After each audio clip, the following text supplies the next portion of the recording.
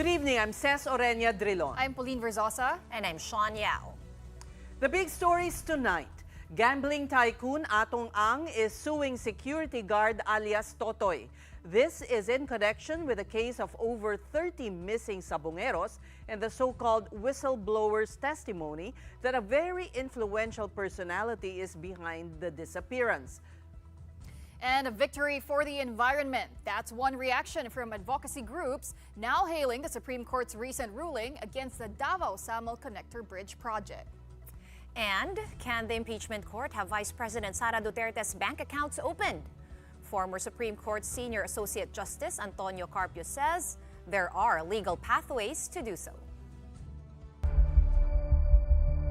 Umiikot siya and extorting money from those who he says or he threatens to name. The Department of Justice is taking the wrong lead if it will listen to this self-styled self-state witness. Here's an exclusive revelation from the lawyer of business tycoon Atong Ang to 1PH and News 5 anchor Cheryl Cosim. Attorney Lorna Capunan says alias Totoy, supposed whistleblower in the missing sabungeros case, made an offer to her client, 300 million pesos, or his name will be linked to the case. Now the gambling magnate's camp is taking Totoy to court. Mobile Journal Merimon Reyes with tonight's big story. In a text message to News 5, business mogul Atong Ang revealed he will file complaints on Thursday, July 3 against alias Totoy.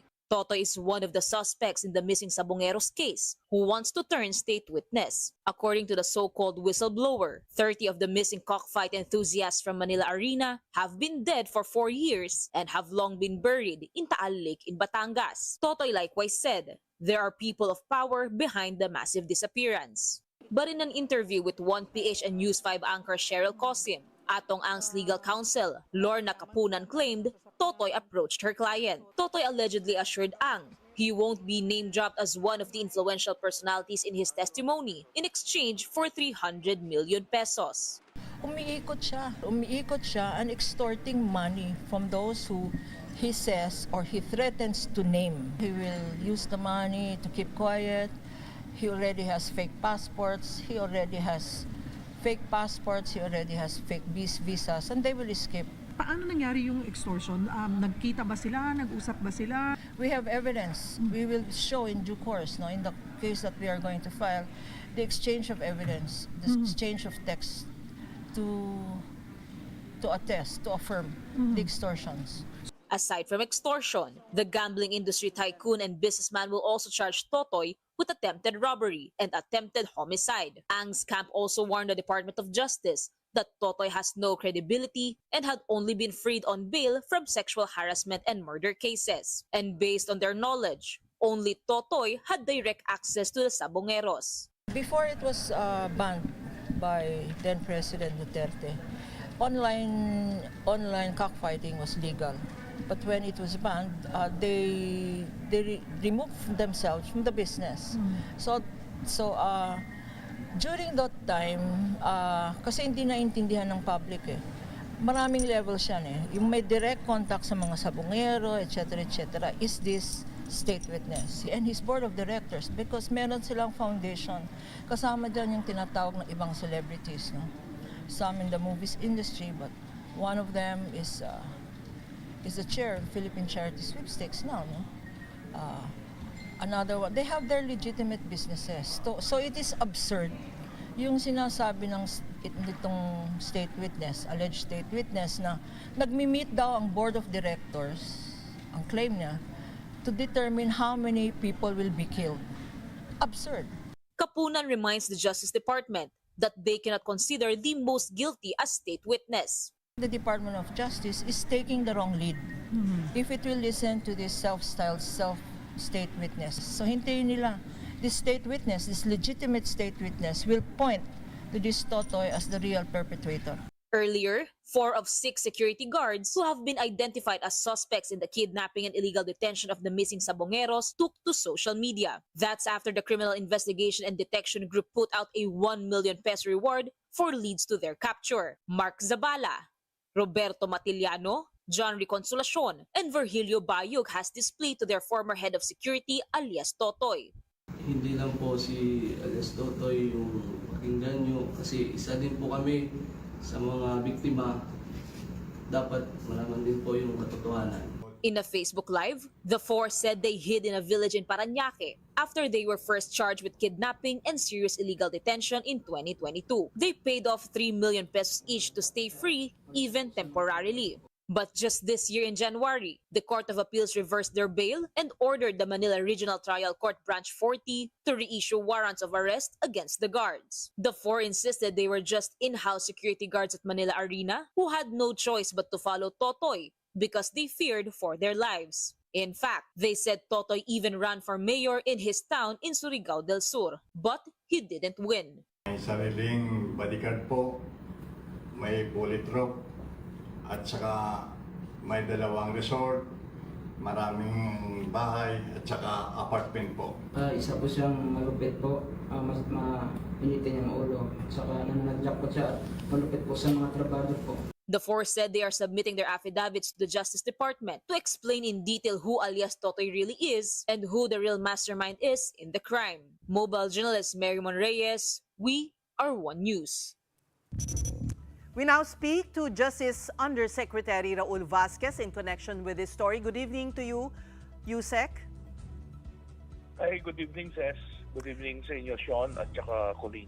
All right, I'm not sure if you heard the interview with Attorney Lorna Kapunan saying that the witness that has presented himself to the DOJ is actually the most guilty and should be charged. We haven't heard anything about that, but everything is under case build-up. Mm-hmm.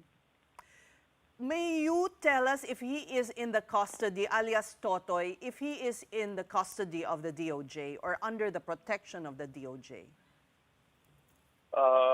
That is a live investigation. We cannot comment on that. But he is cooperating with the agency. We approached some people and we got information. That's why we are subjecting everything to case build-up. Mm-hmm. But does he have an affidavit submitted already to the Justice Department, Yusek?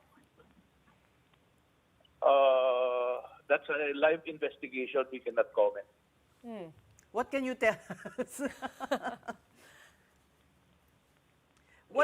That's the problem because this is a live investigation. We don't want to put anybody under scrutiny unduly because we want this thing to be supported by proper pieces of evidence and not just be tried on the media because we won't be litigating this anyway before the media. It would have to be the courts. Well, so we do understand. We have to be very sure. We have to make sure that only when there are the necessary pieces of evidence and the degree of proof needed would be overcome, that we will file the cases, if ever. Yes, I was saying we do understand that you want to build an airtight case before you present it to the courts and to the media. However, it looks like there is a battle brewing in the media. We have the security guards posting on social media, pointing to alias Totoy as the culprit. And we also have, we understand, a libel case that will be filed by Atong Ang versus alias Totoy tomorrow.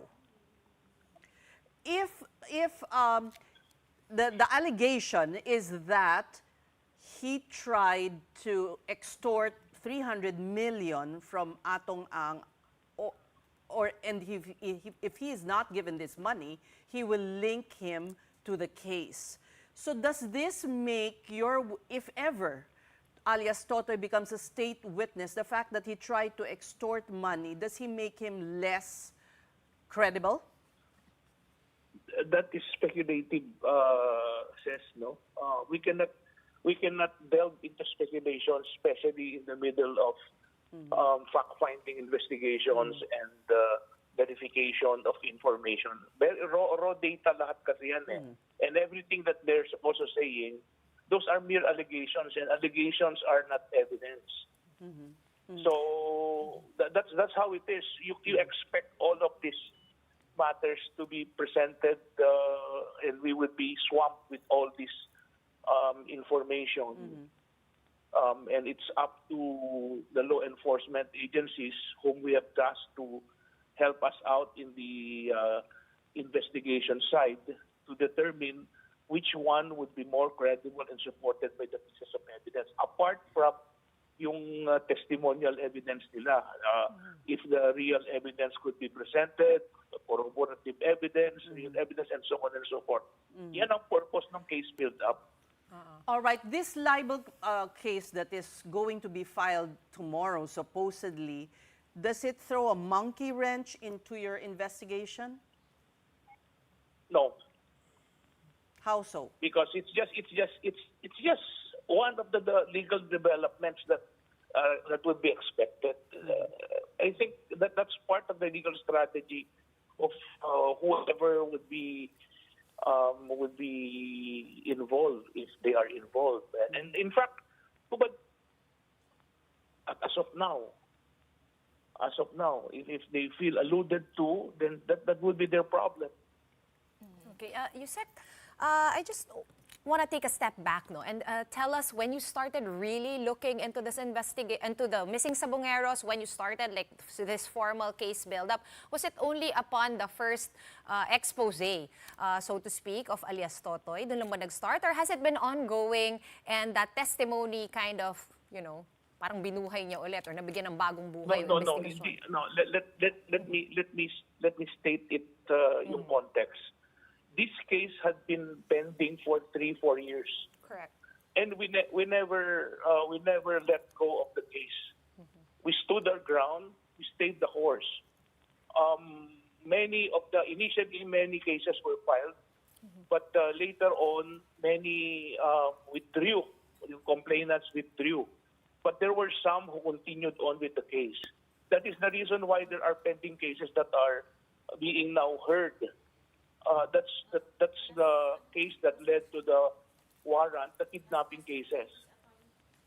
So that means to say that these are live cases, and whenever there would be subsequent events, just like this one, that would appear to strengthen the prosecution, then that's the time that a deeper and more comprehensive fact-finding investigation would have to be conducted to really ferret out the truth. And Yusek, if I may ask, how confident is the DOJ with the credibility of alias Totoy, and have other witnesses come forward already to help in this case? Credibility-wise kasi, if you come to think about it, it all depends on the pieces of evidence or information given. The fact that there appears to be pieces of evidence that coincide with certain assumptions, it would bolster yung theory of the prosecution.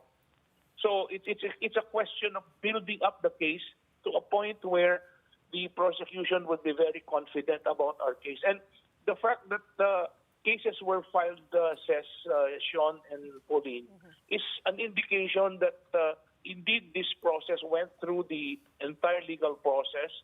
The panel of prosecutors assessed the pieces of evidence presented thus far and found that there is prima facie evidence with reasonable certainty of conviction necessary to support a prosecution. All the more that somebody supposedly in the know came out of the woodworks and now present an additional angle to all of these matters. So it's a good help. It's a great help to the prosecution.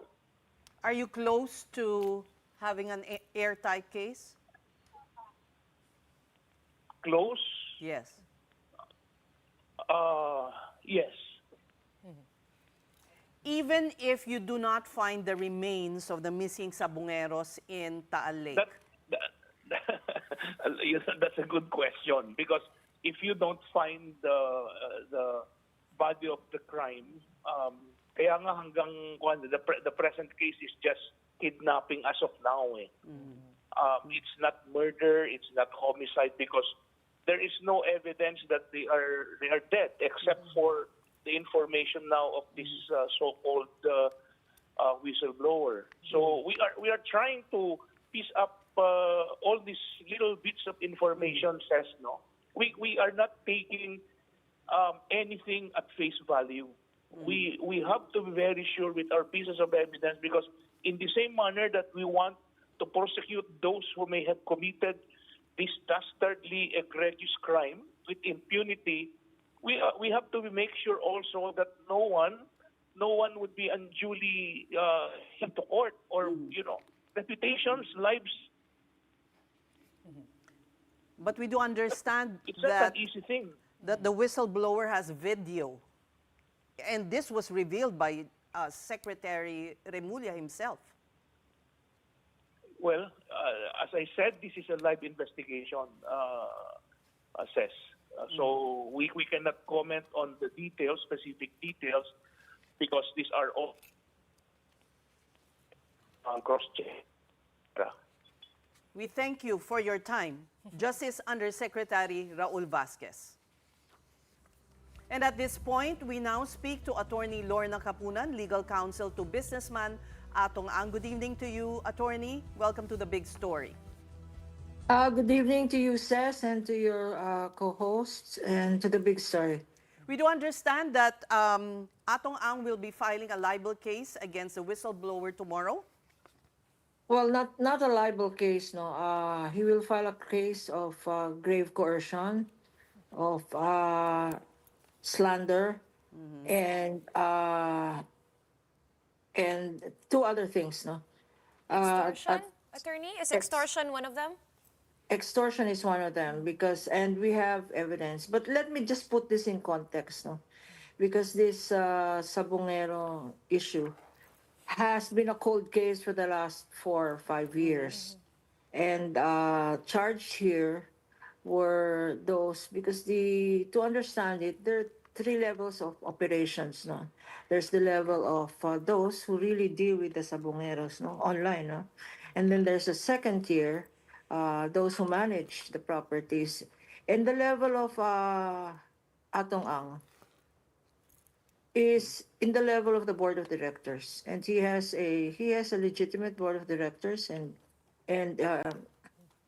among the members of the boards are reputable businessmen. Of course, you mentioned one celebrity is known here, no, Gretchen, and then even the Gretchen chairperson. who? Sorry, may Gretchen ho dito. Barreto. Attorney. Barreto, right? Have to Hi, specify which Gretchen. Well, anyway, Gretchen the actress, no? Barreto, yes, and like chairman of the Philippine Charity Sweepstakes, so they're reputable businessmen. One of the things being mentioned was by this whistleblower. Incidentally, just to give you a profile of who this whistleblower is. This whistleblower has several charges pending against him. One of them is he was a security guard for a security company and was charged with sexual harassment. And so the security company got rid of him. And then several other incidents, he was charged with murder, etc. And this will be laid out tomorrow when we file the complaint. And he has been able to get away with it, including robbery. How would And so, yes. How do you think he gets away with it, attorney? Do you think may padrino siya? May someone big supporting him, or he's just maabilidad? I don't want to surmise, no, because he's maabilidad because apparently upon diligent search, he had maintained this whistleblower, London, apart from being hired a security person and in charge of the admin at that level, no, at the lowest level, His name is he, Don Don. his name is Julie Patidongan or Don Julie. Don. Yes, we're also going to charge against someone else. His name is Alan Bantiles or Brown. Both of them are have acted in conspiracy. Don Don is now charged at in a Manila court for this pending case, no, where he wants to be a whistleblower. But by definition of a whistleblower should be the least guilty. And it would appear from what we have unearthed, upon diligent discovery, that he is the most guilty. Because all of the people who are missing, or all of the people illegally detained, or the people who are suspected by the families to have been eliminated, he was the one in charge, directly in charge of all of these people. Why does, after 4 or 5 years, why does he surface? And that is why we are filing the case. He has contacted Atong Ang and the members of the board. And this is a company that has a foundation. But it's like charity work, especially during the COVID. He has contacted, and we have screenshots of the exchange of telephone messages and between him, this Brown, and several others, asking extorting the amount of 300 million When was this, from him. attorney? This is as recent as 2 days ago, 3 days ago, 4 days ago. So after he made his initial expose, si alias Yes. Totoy. Okay. So that is why the Secretary of Justice is saying there is no sworn statement, because he is holding this sworn statement where he claims that he will reveal all of the masterminds. No, he is holding them in abeyance because he is talking to all the members of the board and extorting And you're money. saying that if he is successful, then he will just withdraw his offer of testimony to the DOJ. Is this what you're saying, attorney? Yes, he has said in no uncertain terms that he will use the money. Well, he will parang snowflake effect ba? Pag hindi ka nagbigay, hindi ko i-snowflake yung pangalan mo. And he has approached not only Atong Ang but other reputable members of the Attorney, can board. you confirm that the amount he was asking for was 300 million pesos? It's 300 million pesos. Attorney, did Yes. your clients and meaning Atong Ang as well as his colleagues, yung other board members, nakita ba nila yung affidavit? Because syempre kung sisingilin sila ng 300 million, di naman nila alam ano yung hawak niya. So were they given a chance to see what's in his affidavit or his sworn statement? No, precisely. This is trial by publicity. And that is why, to put it in context, Atong Ang here, Sir Atong Ang, the members of that board, incidentally, they are no longer in online ever since it was declared, soon as it was declared illegal by then President Duterte. They had ceased online gambling operations. All their activities in gaming are legitimate. They pay taxes, they hire employees, etc., etc. In other words, all above board. Do you represent Atong Ang only or the entire board? No, all the members of the individual members of the board have their own respective lawyers. So only Atong Ang. I only represent Atong Ang, but the collective decision of the board was to sue this person because he will use the money precisely. He has said, and this is recorded in the cell phone of Sir Atong Ang. This is recorded, and he has said he will use the money to disappear from the face of the earth, to escape. Can you I tell think us, attorney? the other reason he has been able to get out of all the previous charges against him is he has been able, in cahoots with certain people in high places, been able to fake his passport and visas, and he's claiming that he already has a visa ready to flee to other countries. How did he So- reach out po to Atong? Was it a text message? Was it a phone call? Pinuntahan niya sa office? These are actual phone calls. Okay. But let's backtrack a bit, attorney. You're saying this is a cold case. This happened 4 years ago. Why then, Yes. at that time, did your client, Atong Ang, not cooperate with the investigation and pinpoint this Julie, this Dondon? Well, there was no reason to. It would all have been speculation. As a matter of fact, the first time that his name is coming out now is precisely because this alleged self-styled whistleblower is in need of money. Is in need of money, and that is why he is holding in abeyance the filing of a sworn statement. In the Manila case, the lawyer handling the Manila case has already intimated to us that one of the accused there will be a legitimate whistleblower who has been interviewed by us as well. No, not by us, but by that lawyer handling the case, who will point to this Dondon as the one responsible. Not the one responsible. Operationally and logistically, all the people around him or the people who have disappeared were under his supervision. These are security guards. And as it turns out, this Dondon had separate operations. He had parallel operations. He had hired his own people who did his own bidding. He had made money. He had made money on his own. That is why he had enough money to run for mayor. He ran for mayor from. I understand you almost won. Well, yes. I don't know that for a fact, but there was no reason then to distrust him. But As a matter attorney, of fact, you know, yes. you're referring to a trial by publicity. Atong Ang's name has not come out in publications. His name may have been mentioned in the course of asking questions of Justice Secretary Remulla, but he has not been pinpointed. Precisely, that is why our advice to him is you have to come out. Because all of this is there is so much great reliance.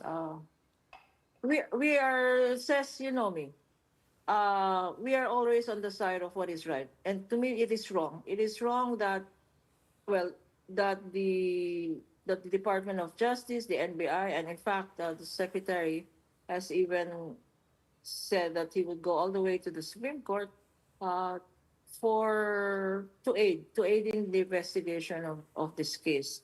But precisely, our advice to Atong Ang is to come forth, show help. Let's help these families of the victims come out with the truth. Eh, bakit hindi 4 years ago pa, attorney? You know, I mean, he had direct responsibility. He was running it. He had a board. No, he had no direct responsibility. Precisely, one must understand the nature of the business. No, there are 3 levels. Even then, as owner, I mean, by command responsibility. No, shouldn't precisely. you- Okay, precisely. He, in fact,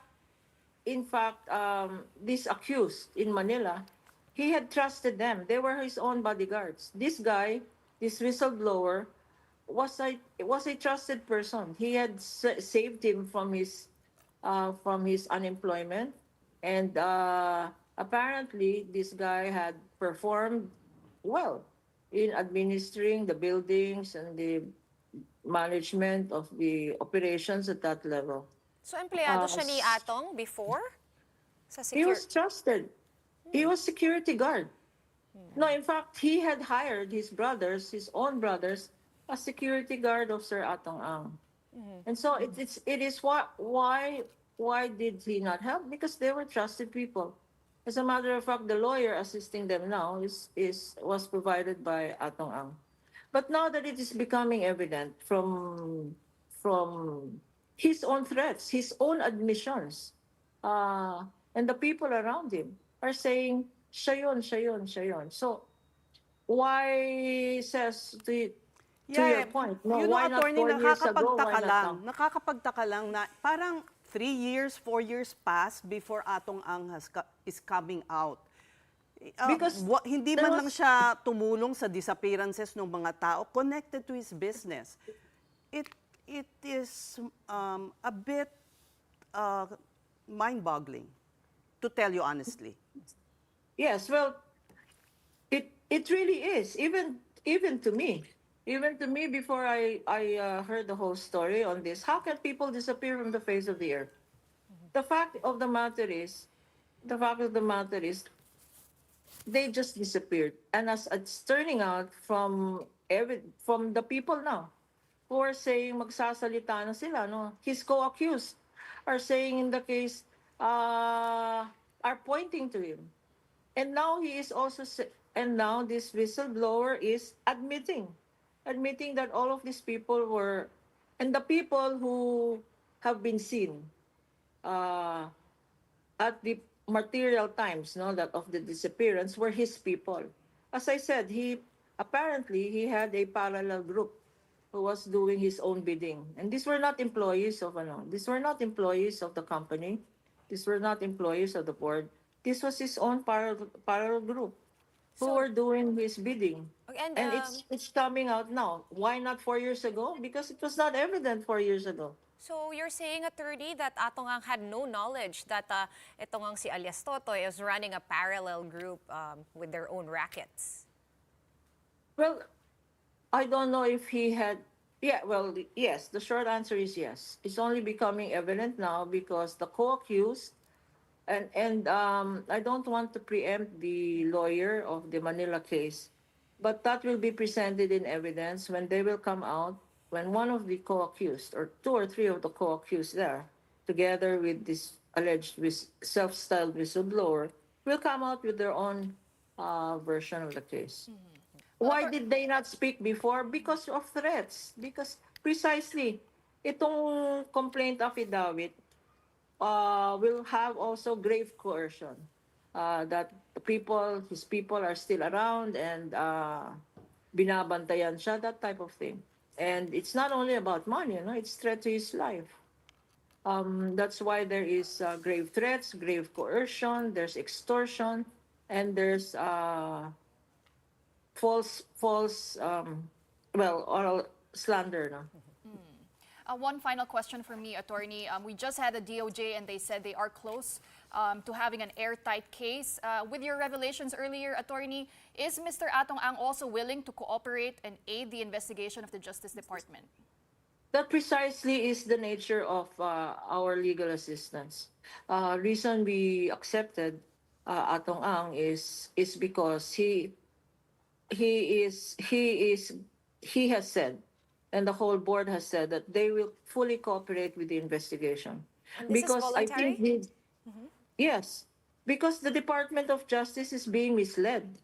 Is being misled by a whistleblower who is spouting false accusations, who's spouting lies, and we have apparently recordings attesting to the fact that he is extorting, and he's saying that I will charge you all one by one if you don't give me money.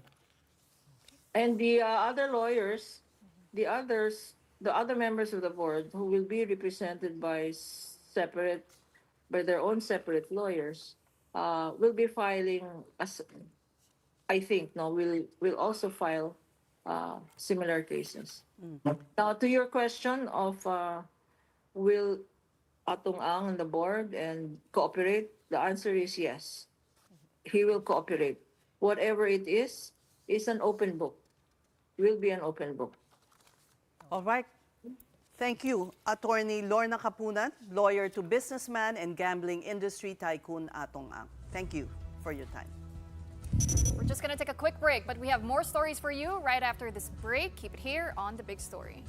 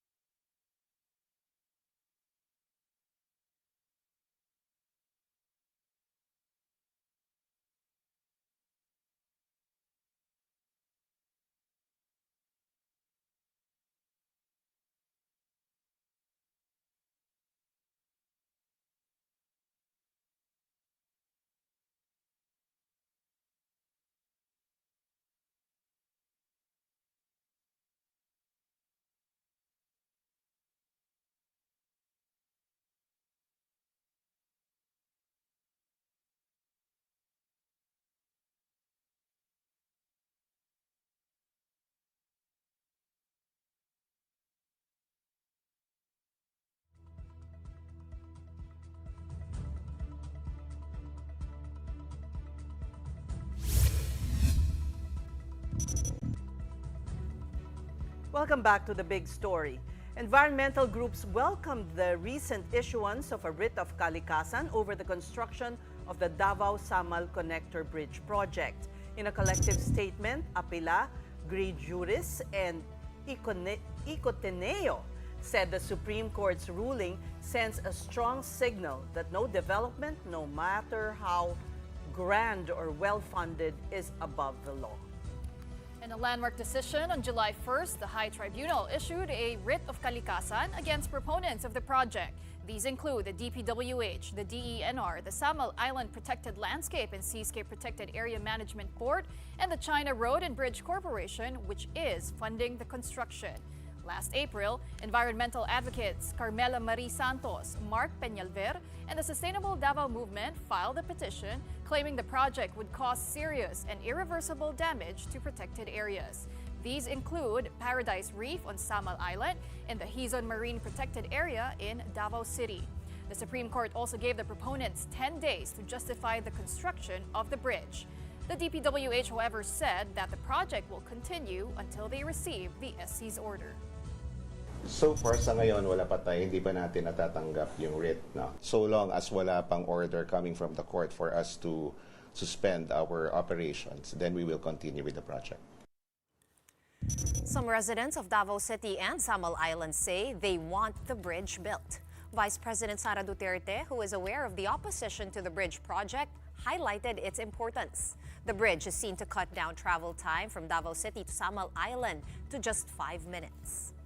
Mas madali kasi siya pag may bridge, unlike this time, no, nag-aantay pa kami ng barge na darating. Depende na yan, no, kung ano ang desisyon ng Supreme Court. Pero sana ay makita ng lahat, hindi lang ng ating mga huwes, kundi ng buong komunidad na napakalaki ng tulong na ang Davao-Samal Bridge sa ekonomiya ng Davao City at ng Samal City. And we now have on the show Carmela Marie Santos. She's the outgoing director of Ecoteneo and co-secretariat of Sustainable Davao Movement, one of the petitioners for the writ of kalikasan. Good evening, Carmela. May we call you Carmela? And welcome to the big story. Yes, good evening. Well, Thank you. Welcome. Supreme Thank Court, you for having. The Supreme Court has referred the issuance of a TEPO or temporary environmental protection order to the Court of Appeals. So it's somehow not quite that win yet. Would you clarify? Yes, this is just an initial win. It just means that we are still waiting and hoping for that TEPO to be released by the court in Cagayan de Oro. What happens in the interim though, Carmela? I understand parang, and correct me if I'm wrong, parang both sides will have their chance to present, the pros and the cons of this bridge, so to speak.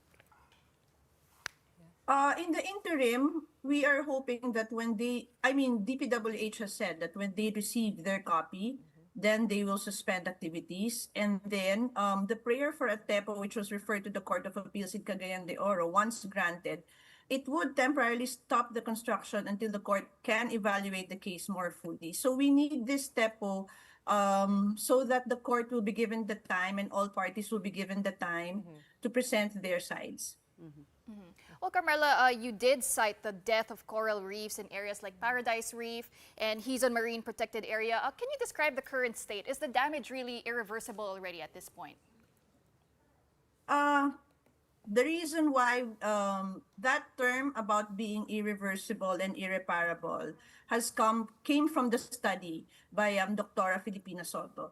But if you're asking me about how the corals are, we have been monitoring since October 2022 until this year. You can really see the changes. We're talking of table corals that are decades considered centennial table corals.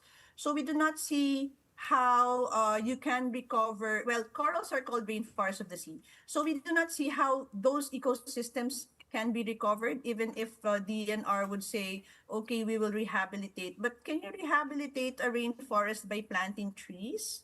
We're talking about the actual marine ecosystem. So what have we noticed? We have noticed already algae covering those corals, which were very vibrant and alive in the late quarter of 2022.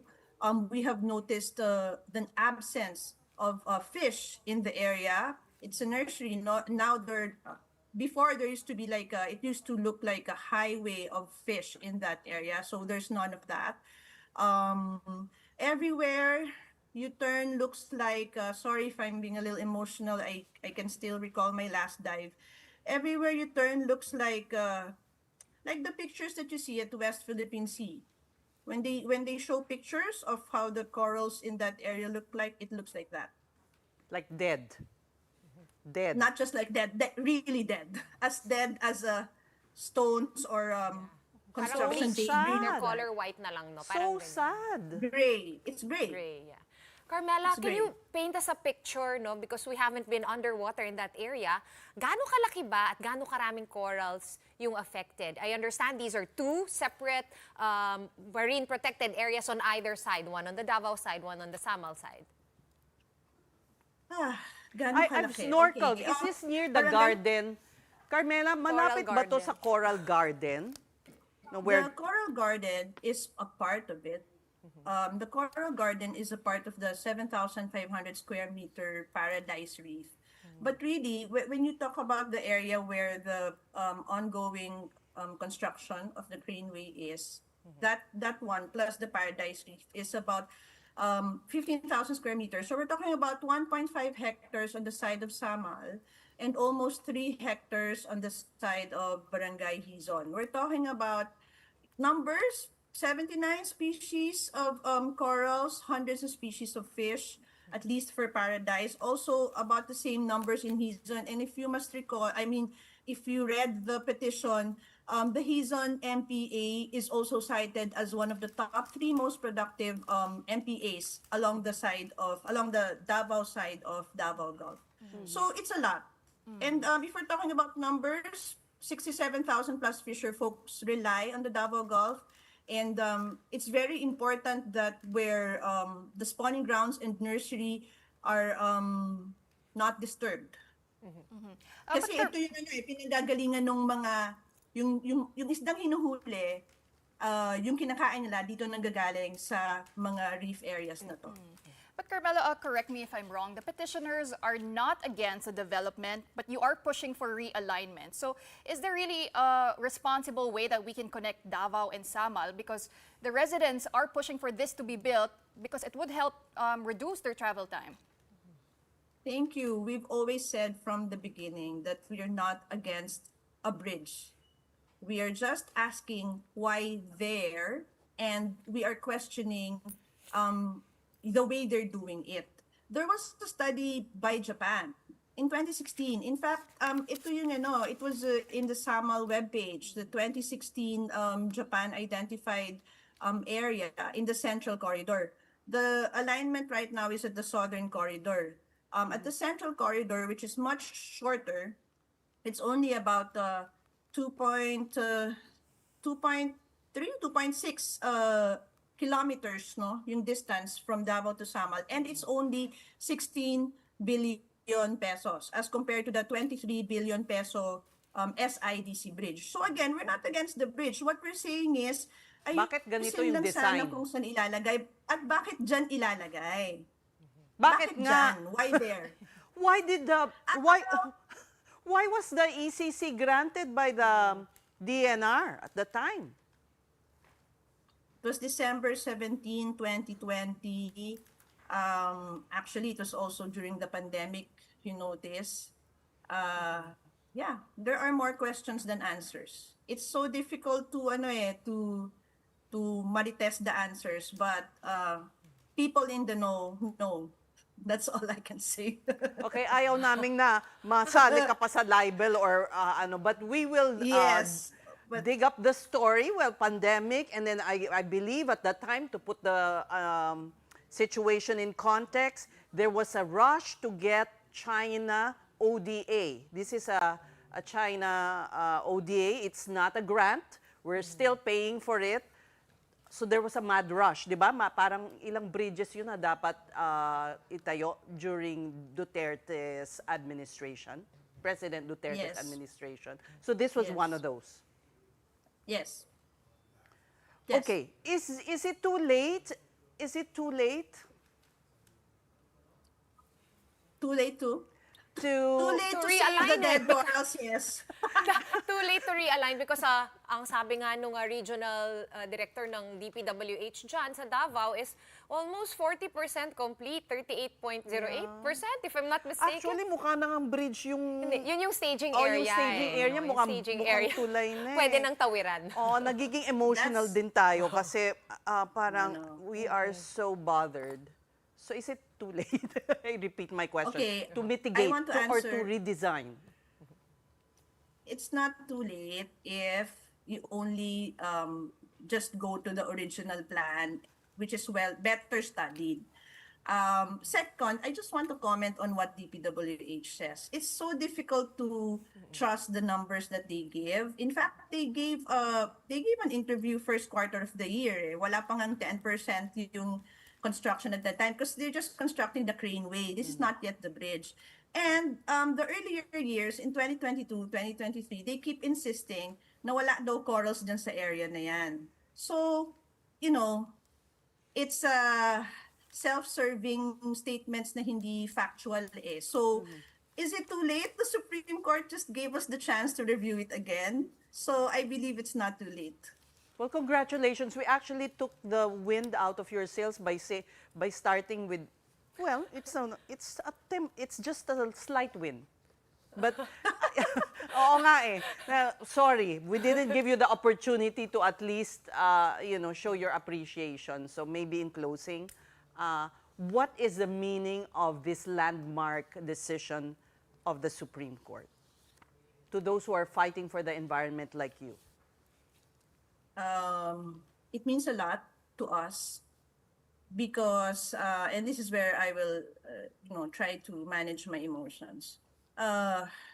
Because it means lending voices to corals, marine life, and the local communities and the fisher folks who are part of this, but they're afraid to be named. They are the ones who are directly affected. It means a lot that the law is still on our side. It means a lot that, we're entering COP30 already in climate discussions that never seem to, become climate action. It means a lot that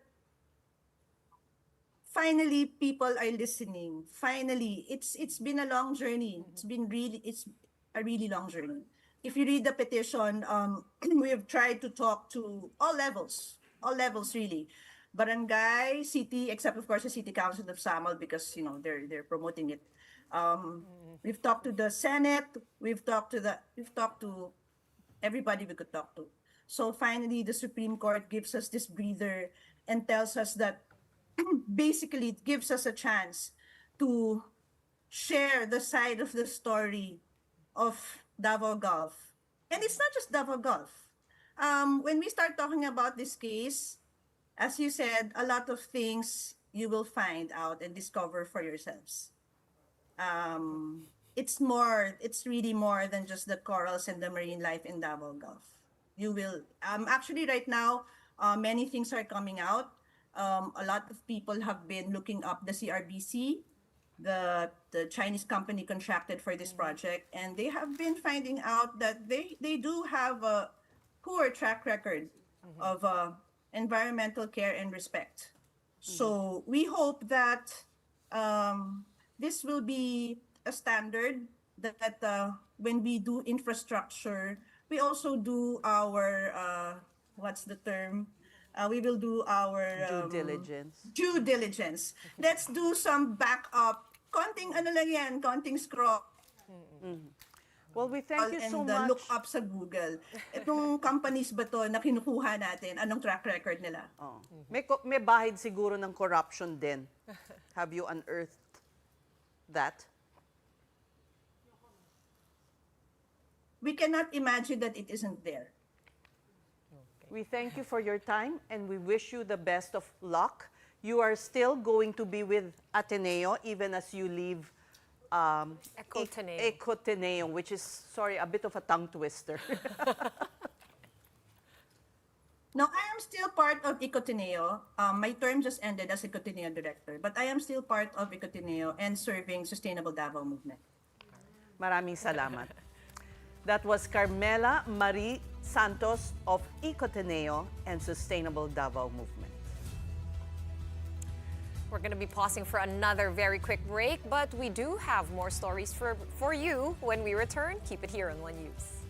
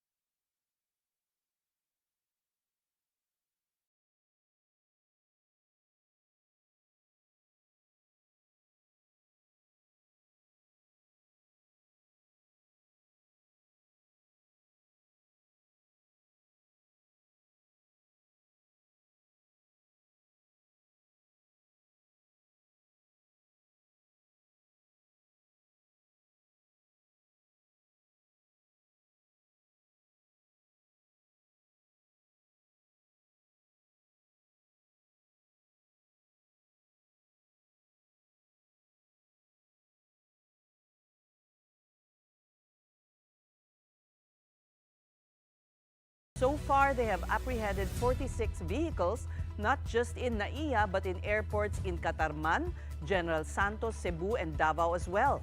Among these are habal-habal or unregistered motorcycle taxis, including one that charged 350 pesos from NAIA Terminal 3 to Terminal 1. I have personal knowledge. Of course, itong mga staff ko, may kanya-kanya din silang karanasan na nangungontrata talaga. To minimize the need to pay for a ride just to move around terminals, there's now a free shuttle in NAIA. The Department of Transportation also ordered the airport's private operator to put up bus stop signages. We are operating based on a complaint and we have prior informations na itong taxi na to nangungontrata talaga. At nagpasalamat na rin ako dyan sa mga barker at saka yung mga kapwa taxi driver na nagsusumbong sa amin. Kaya may konting intelligence information ito na binibigay namin po sa LTO. On to another story. Among the articles of impeachment, Vice President Sara Duterte is being charged with are misuse and malversation of confidential funds, amassing unexplained wealth, and failure to disclose assets in her statement of assets and liabilities. Now, key evidence to prove these are the Vice President's bank accounts. But access to these will have to hurdle legal and political obstacles. Former Supreme Court Associate Justice Antonio Carpio believes that the House prosecution will move to subpoena Duterte's accounts. They can do so during an impeachment trial, but it is up to Senator judges to allow it or not. And what happens then if it is denied? Carpio says the ombudsman is the key. Under the SALN law, there is a provision that authorizes the ombudsman to verify the assets and liabilities of the official. But this can only happen if the current impeachment case is dismissed. Under the bank secrecy law, bank deposits are absolutely confidential, but there are exceptions. One, when there's a written consent by the depositor, and second, in case of impeachment, and third, when there is a bribery case before the competent court. So in this case, there's an impeachment case, and so the impeachment court can grant requests for subpoena duces tecum from the prosecution and order the bank to disclose the records. The Ombudsman Charter says that the Ombudsman can investigate impeachable officers for the purpose of filing an impeachment complaint. The Ombudsman now can request the AMLAC, the Anti-Money Laundering Council, for the bank records. Current Ombudsman Samuel Martirez, who is a Duterte appointee, is stepping down this July. Justice Secretary Boying Remulla has expressed interest in applying for the position. As for moves to dismiss the impeachment complaint, Carpio reiterated that the Senate Impeachment Court cannot entertain such a motion.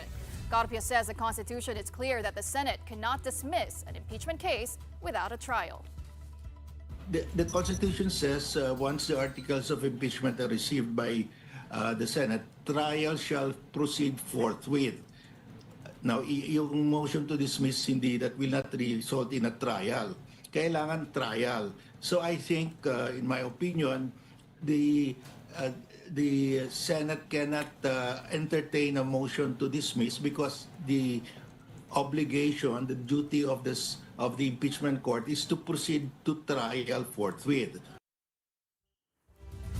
And for our big picture tonight, a loss that's actually still a win for the Philippines. Filipino tennis ace Alex Ayala fell short in her Wimbledon debut, bowing to defending champion Barbora Krejcikova in 3 sets. Momentum was on Ayala in the opening frame, 6-3, before Krejcikova pulled away in the second and third sets, 2-6 and 1-6. But Ayala's loss does not spell the end for her blossoming career. In fact, it has just begun. She now shifts to women's doubles with German partner Eva Lise. They face Olga Danilovic and Anastasia Potapova in the first round on Wednesday. Wow. Still an incredible performance by Alex Ayala. We're so And she proud. was praised by her opponent. Yes! At the end, sabi niya, all credit goes to Alex because she really gave me a difficult first. And that, her sampagita hair tie! And next, ang sabi niya, she belongs to the next generation of champions. And who knows, maybe in the doubles they'll win because that's actually how Alex made a mark in tennis. In the Junior Australian Open. That's where she won her first title in a doubles category. This was nung COVID time, di ba? Actually, before COVID pa. Before COVID yeah. pa. She was very young back then. Okay, so... And not that she's old Oh, now. not that she's old. All of 20 lang. Pero at least hindi na siya teenager. The world is at her feet. Yes, so exciting. All right, but with that, that's it for the big story this Wednesday evening. Thank you so much for watching. We are One News, all sides, all the time. We'll be back here tomorrow, 7:30. See you then. Have a good night, everyone. Meanwhile, coming up is possibly more tennis. We have play-by-play with Andre Felix and Denise Tan. I love your suit, P. Naiya nga ako eh. Sabi ko, di ako nakaglam eh. Yung bow tie mo kasi looking sharp. Sabi ko sa kanya, I told her last night, sabi ko, mag-full suit ako, necktie or barong. Nakalimutan ko eh. So, anong feeling mo, Denise, na medyo niloko ka? Nabudol ka pala ni Andre. Okay lang. There's no such thing as being overdressed. Ayos. So, may tennis ba kayo tonight? Or Bukas. Ngayon, bukas tennis at na laro? everyday. Ano ba tennis nito? na topic? Hindi, may balita. course. Baka yung sagot, bukas ka maglalaro. Ako yung maglalaro. Pero wala naman kayong pakialam doon actually. But yes, Ang tinatanong na rin si Alex eh. we do have tennis updates for tonight. Meron. Wala na? Wala ka ng credibility sa akin, Andre. Sorry. Lagot. Ako? Oo. Ikaw ang nag-volunteer, We're not putting you up to it. You're the one who... Nag-ano ako, 1-0 na yung kapa, tinupad ko.